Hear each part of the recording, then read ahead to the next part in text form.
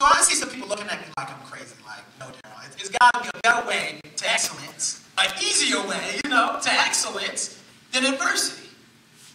So I'll give you an example. Gold. At one point, we've all seen gold. Gold is the most precious metal, not because it's found so deep down in earth. Gold isn't even the most precious metal because it's the rarest. There are actually more rare minerals than gold. Gold is the most precious because of everything that gold has to go through from the time it is taken from the ground till the time it's refined. So now for those of you that do not know the process by which gold becomes gold, it's taken out of its raw form and it's put into this acid, this fiery acid. And this is to purify it. And they pull it out of the acid and then they throw it in the fire. And then they take it out of the fire and they put it back in the acid. And then when they take it out of the acid, they put it back in the fire. And this is a process that goes on over and over and over until gold can be certified as gold. Now, this is the kicker. Everybody wants to shimmer like gold. Everybody wants to walk around and say, I'm gold. Everybody wants to be recognized, and I hope y'all hear me on this, recognized as gold. But not everybody wants to go through what gold had to go through in order to be gold. Only through adversity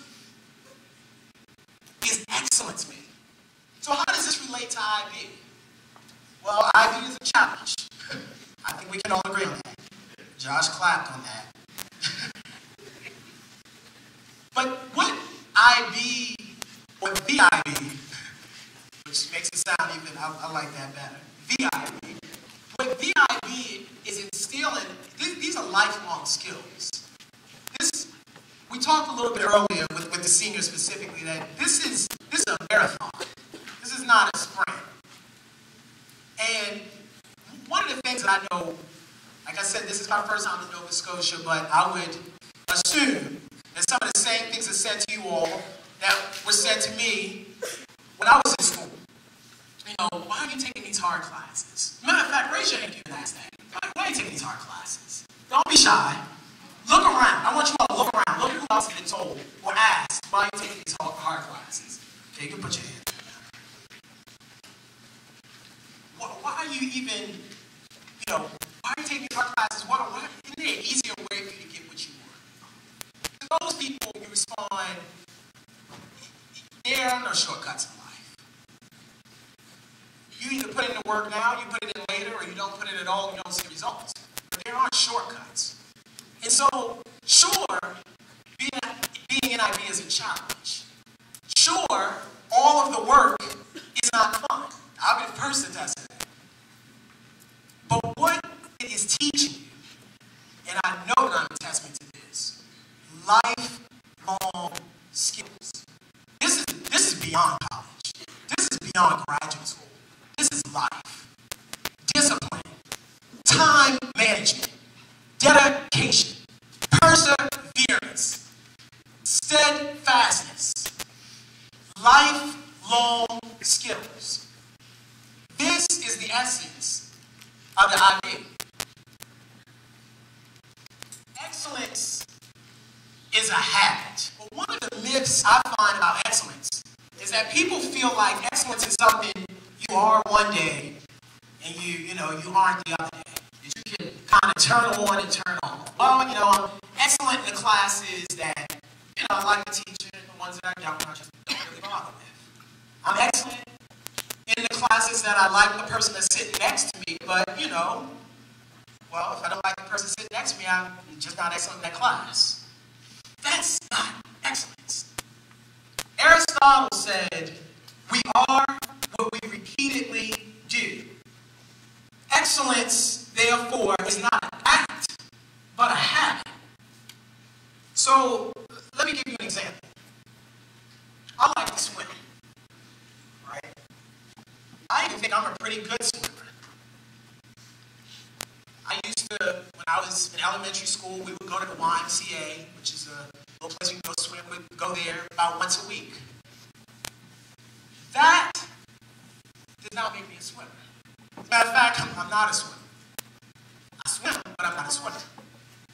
The fact that I like to swim, or even love to swim, does not make me a swimmer.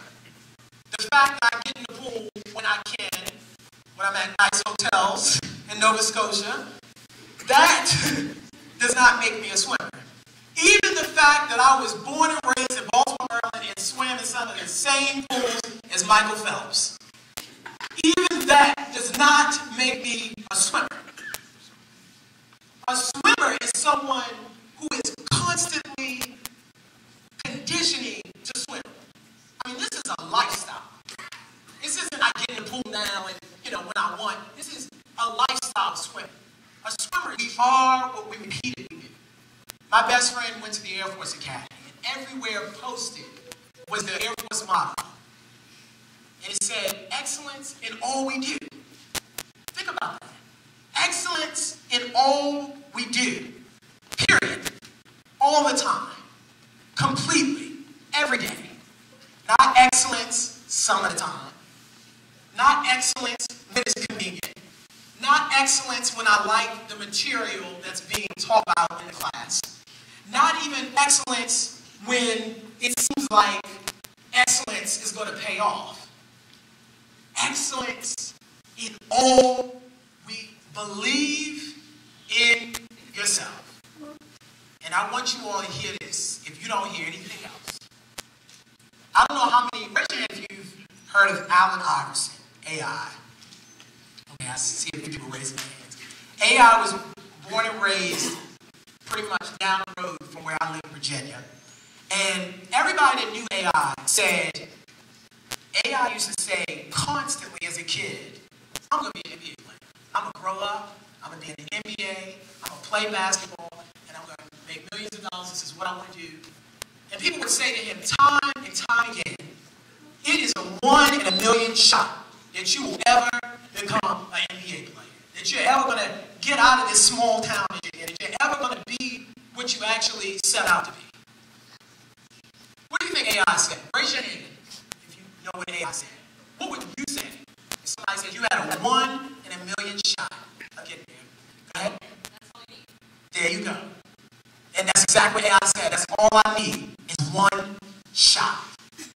That's the attitude that you have to have. The lion and the gazelle. Now the lion runs all day, every day. The lion does not stop. The lion knows that if it does not eat the gazelle, it will starve and die. The lion knows that his livelihood, his very source of dependence, demands that he keep moving. So the lion runs all day, every day.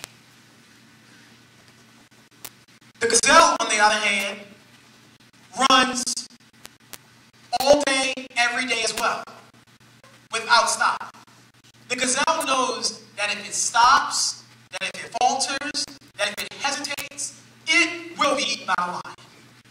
So the gazelle knows that his dependence, his livelihood, depends on his ability to run and run fast. So the gazelle runs all day, every day. Point of the story. In life, whether you are a lion or whether you are a gazelle, wake up running. As Dr. King said, and I appreciate your time.